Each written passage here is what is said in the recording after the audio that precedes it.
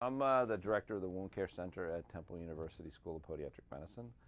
I've been the director since 1999, but I've been working there since 1992 when I first came from Vermont in private practice, came down to the podiatry school, began to teach in the Department of Orthopedics, gradually worked up to becoming chairman of the same department, and then relinquished that to put more time into the wound center a couple years ago. So I've been there a long time now. And we lived in Philadelphia. I did all my training in Philadelphia. Went to the University of Pennsylvania, and then went to the Pennsylvania College of Podiatric Medicine, which is now Temple University's podiatry school.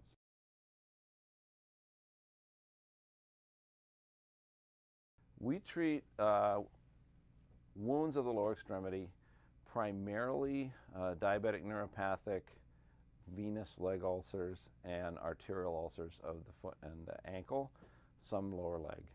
Venous leg ulcers tend to be lower leg.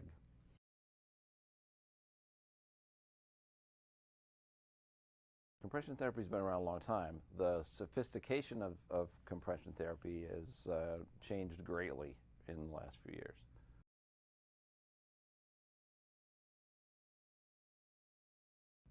Compression therapy I think it's very effective at reducing edema and preventing recurrence of edema in patients that have movable fluid. It's not as effective, obviously, in lymphedema or people with a lot of fibrosis, which is kind of hard legs or legs that have a lot of scar tissue in them. But if you have fluid that's kind of loose and movable and can be removed by the lymphatics or the venous system, then the compression pumps, segmental compression pumps and wraps work extremely well.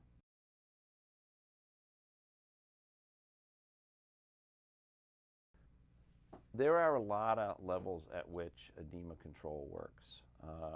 They used to think of edema as just getting the fluid out of the leg and getting the swelling down.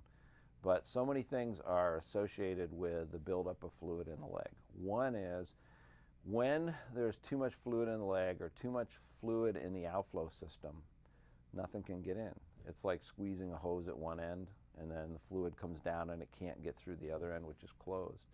So in order to make sure that a limb has good blood flow, good arterial flow in, good flow of fluids around to the cells and to the other organs, and then good fluid exit from the limb so that the waste products that are created by metabolism and other things going on in the limb are removed, you have to have good, you can't have a lot of edema in the leg, so you have to have good removal of that fluid.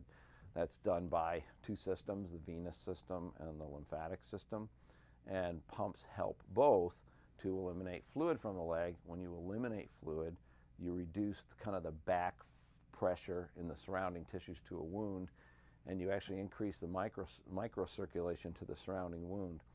All wound healing happens at the edge, and it heals inward toward the center.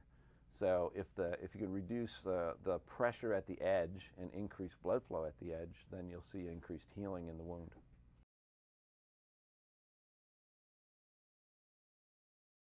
Everybody has edema. Whenever you have an injury, you'll have some level of swelling or edema in a wound. Whenever you sprain your ankle, obviously, you have lots of edema, lots of fresh edema. But if you have a wound, or either a traumatic wound or a chronic wound, or you have a condition where there is deoxygenation or some sort of trigger to the inflammatory healing process, you will then have an edematous response in the vascular tree, and you will have a fluid buildup. And if you can't handle that fluid, which a lot of people can't, a young person's system is overwhelmed by the amount of fluid produced by a sprained ankle, so the ankle gets real puffy and big, which is connected also with pain. A lot of the reason why things hurt is because they're swollen. So if you reduce the edema, you reduce the pain, you increase the good circulation, and you decrease the blockade to healing, and wounds will heal faster, tissues heal faster, pain goes down, and the patient just gets better quicker.